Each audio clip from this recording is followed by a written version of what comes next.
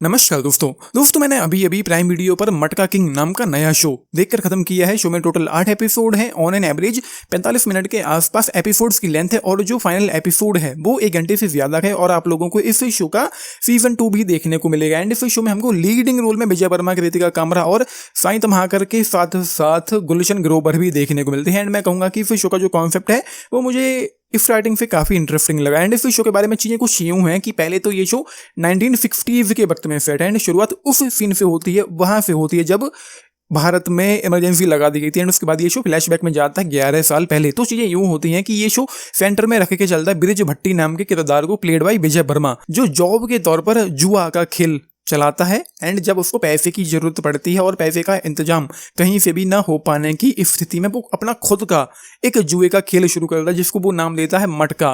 And उसके बाद इसमें लोग बढ़ते जाते हैं, वो अच्छा खासा पैसा कमाता है। एंड उसके बाद तो इस तरह की ये सारी चीजें मुंबई शहर में तूफान ला देती हैं और एक ऐसे इलाके को सार्वजनिक बना देता है जो पहले अमीर और कुलीन लोगों के लिए रिजर्व था।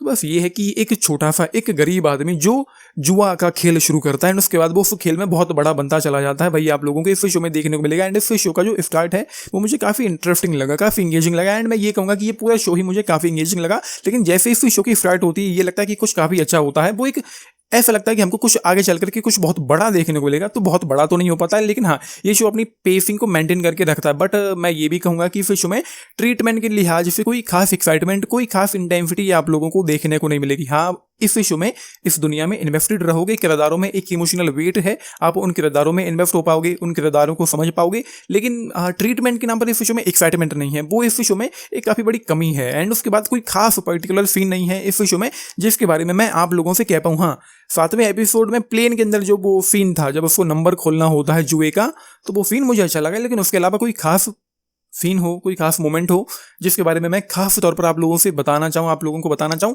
तो ऐसा कुछ भी नहीं है। बाकी इस शो में आप लोगों को कुछ हिस्टोरिक इवेंट्स भी देखने को मिलेंगे। जैसा कि मैंने आप लोगों से कहा, एक सीन में आपको इमरजेंसी वाली चीज़ें भी देखने को मिलती हैं जहाँ से ये शो शुरू होता है, लेकिन फिर आगे चल करके वो चीज़ें प्रेजेंट की टाइमलाइन में आ पाती हैं। एंड इस शो को कंक्लूड तो नहीं किया गया, बट एंड होते होते कोई खास एक ऐसी एंडिंग नहीं दी गई है कि सीजन 2 के लिए कोई मतलब हमको यूं लगे कि कुछ बहुत बड़ा हुआ है एंड किसी क्लिफ हैंगर पर जाकर के इस शो को कंक्लूड किया गया। सीजन 2 आ जाए तो अच्छी बात है, ना आ जाए तो और अच्छी बात है। शो थोड़ा सा लेंथी फील हो सकता है, बट हाँ मैंने जैसा कि कहा मुझे ये शो कहीं ना कहीं एंगेजिंग लगा है।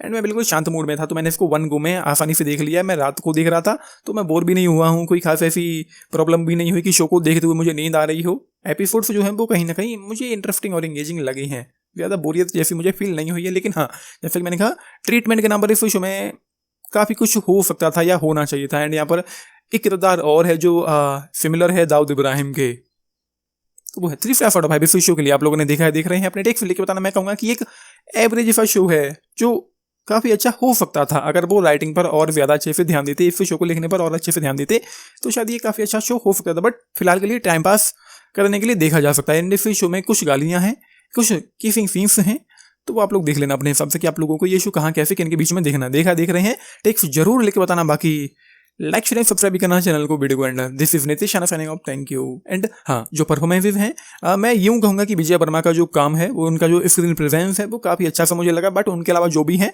उनका काम ठीक ठाक ही था यहाँ पर। तो ये है, थैंक यू।